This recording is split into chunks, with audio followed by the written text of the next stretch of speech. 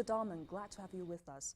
The theme of this year's AEO report is structural transformation and natural resources in Africa. So the big question, how can the pace of the growth be sustained while making sure that the growth is more inclusive?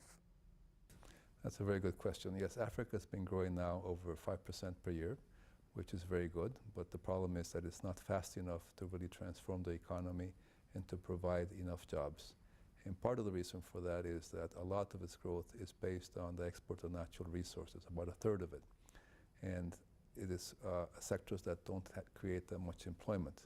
And so it's very important for Africa to be able to diversify the economy, more types of natural resources, and go beyond natural resources also into manufacturing and services. And by the way, China plays a very important role because Africa is growing in part because of the very large demand from China for commodities.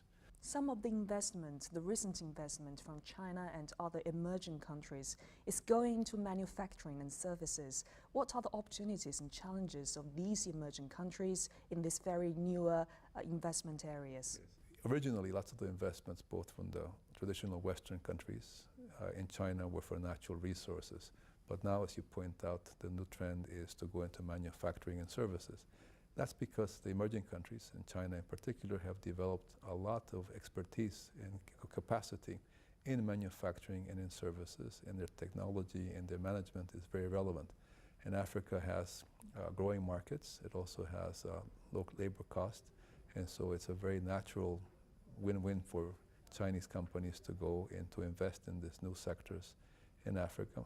Africa is transforming its economic growth model while China is also deepening its economic reforms. So how can we ensure that China-Africa economic and trade ties are mutually beneficial? China has really improved what it is doing in Africa, again going from initially more extractive industries to now developing infrastructure and manufacturing where there's tremendous possibilities. The technology is very good for Africa.